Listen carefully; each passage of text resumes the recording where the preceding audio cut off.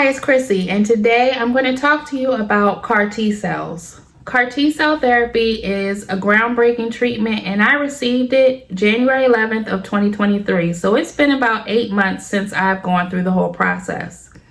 In this video, I'm going to share with you from beginning to end the whole process and the whole journey of what happened so that you know all about the CAR T cell journey. But first, let me tell you, what is CAR T cells?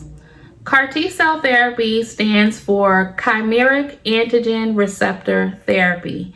And basically how it works is they take your T cells and they send them to a lab. And when they go to the lab attaches certain receptors to your T cells so that when you get your T cells back, it can identify the antigens that are present in the cancer cells and connect them so that it destroys the cancer. So it's a very effective treatment, and it was just FDA approved within the last few years for multiple myeloma, but it is available for other cancers as well. And I've seen in a lot of my reading that they're looking into this treatment for other cancers as well. So I started the CAR T cell journey actually in October of 2022. That's when I met the transplant team, and I had my initial phone call and conversation with them where they went over all of the guidelines of what would happen and what I could expect from getting this therapy. One of the requirements to get CAR T cells is you have to be within like a 30-minute radius of the treatment facility. So a lot of people who travel have to stay at certain housing for cancer patients while they go through this therapy. Thankfully for me, I live within that 30-minute radius of the treatment facility, so I didn't have to go to housing. When I got discharged from the hospital, I was able to go home. The other thing that really surprised me was you can't drive for 8 weeks after you receive the CAR T cells. And the reason for that is because they are worried that you may have some neurotoxicity, so they don't want you to drive. And for me, I'm independent and I like to be out there and drive and get my errands done. So I was really caught off guard by that. And the last thing that they go over is they want to make sure they have your caregiver information, because you do need to have a caregiver. Thankfully for me, I had 2 caregivers, and they just want to make sure and verify that you have someone who's going to be with you before you receive the cells and after you receive the cells, to just keep an eye on you. So after that initial conversation with the transplant team, you go through initial tests or pre-staging to see what your cancer markers are. So that included a bone marrow biopsy, a PET scan, and they had to test my Bench Jones proteins and other blood work that they look at to see and make sure they know exactly where you are before you get the cells. Then after that, they place a line in basically in the side of your neck. It's called a Maherker line, and it goes down into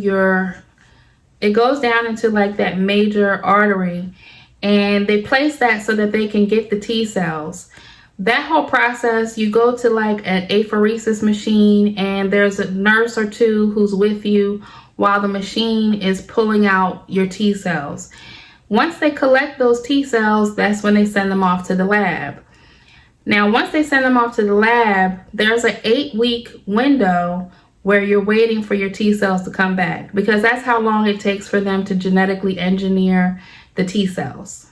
While you're waiting during that 8 weeks, depending on where your cancer numbers are, your specialist will give you what's called bridging chemo.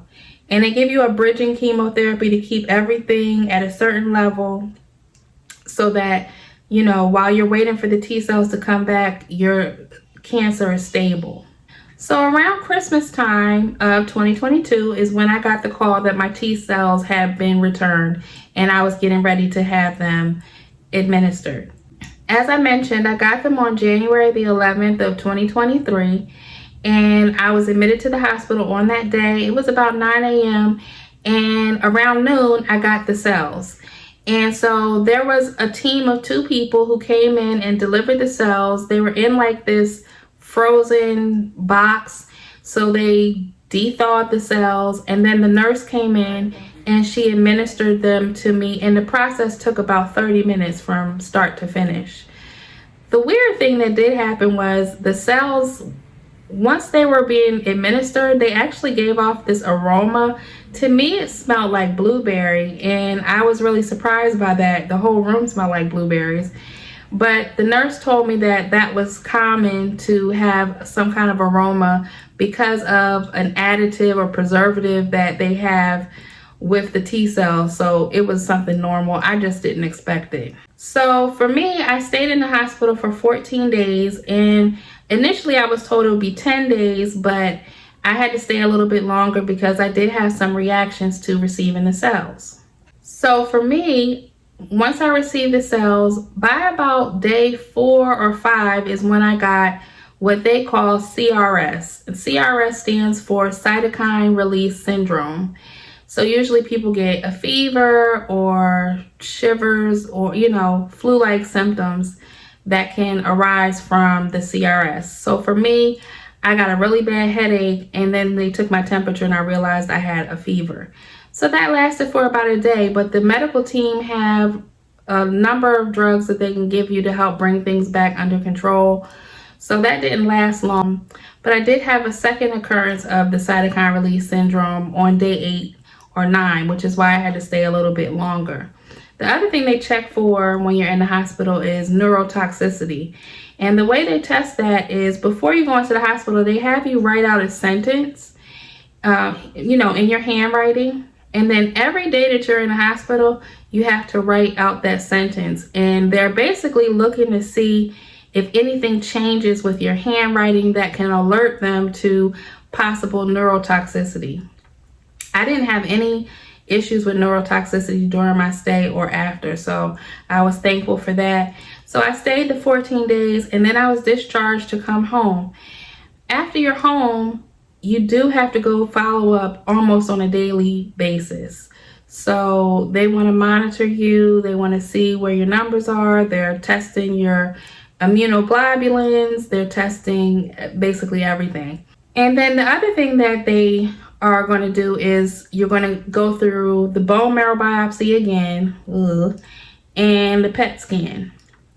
So that is to see and measure just how effective the treatment was.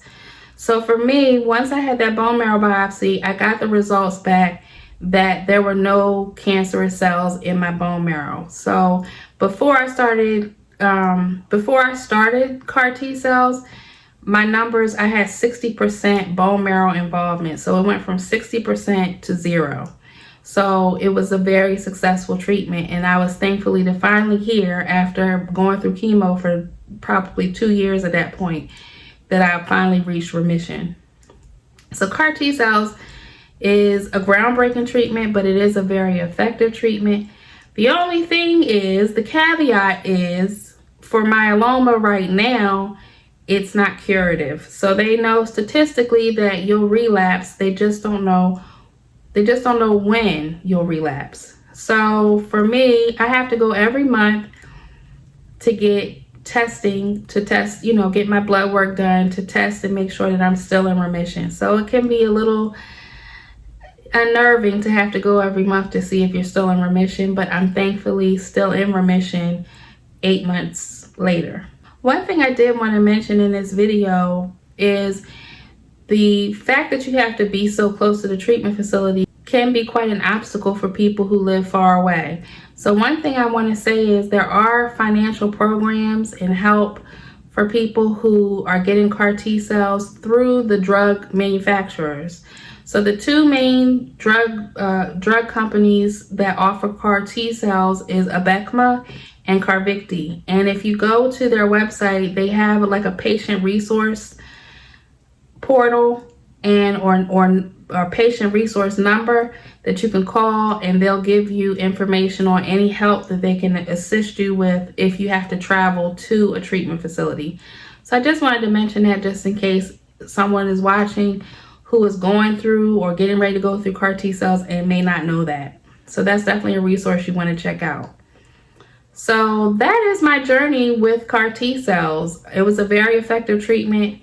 I'm praying for a long, deep, and durable remission at this point. But that's been my journey so far. If you want to know about how I was diagnosed, I have a video about that you can check out. And thanks for watching. Bye.